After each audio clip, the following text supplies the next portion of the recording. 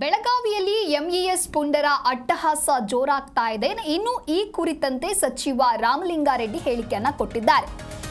ಬೆಳಗಾವಿಯಲ್ಲಿ ಎಂಇಎಸ್ ಪುಂಡರ ಅಟ್ಟಹಾಸ ದಿನೇ ದಿನೇ ಹೆಚ್ಚಾಗ್ತಾ ಇದೆ.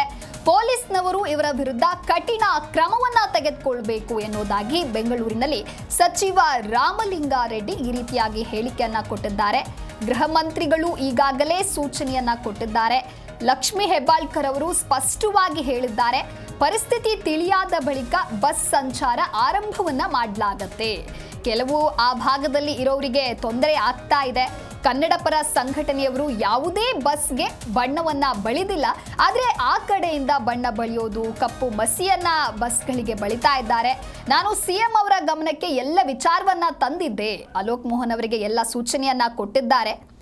ಇನ್ನು ಬಸ್ಗೆ ರಕ್ಷಣೆಯನ್ನ ನೀಡುವಂತೆ ಕೂಡ ನಾವು ತಿಳಿಸಿದ್ದೇವೆ. ನಾವಾಗಲಿ ಅವರಾಗಲಿ ಎಲ್ಲವೂ ಕೂಡ ಏನು ಆಗಬಾರ್ದು, ಯಾರೂ ಕೂಡ ಮಸಿ ಬಳಿಯಬಾರ್ದು.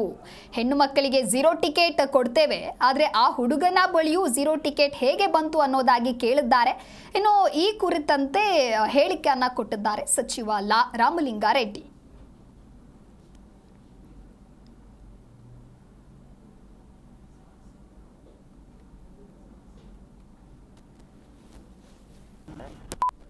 ಮಕ್ಕಳಿಗೆ ನಾವು 0 ಟಿಕೆಟ್.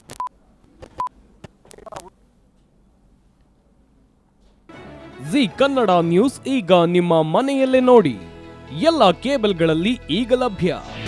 ನಿಮ್ಮ ನೆಚ್ಚಿನ ಜಿ ಕನ್ನಡ ನ್ಯೂಸ್ ಈಗ ಸನ್ ಡೈರೆಕ್ಟ್ ನಲ್ಲಿ number 292, Tata play number 1664, Jio TV number 1334, NXT digital number 30, in cable number 30, city networks 51, U digital number 162, GTPL number 17, Rockline telecommunications number 42, Shri Basaveshwara cable number 168, rural cable network 60, Vinayaka digital 57, Abhishek cable 821, city channel 53, Siddeshwara cable network 57, ವಿ4 digital infotech 628, Surya digital networks 53, Gajanan digital number 836, Malnad infotech private limited number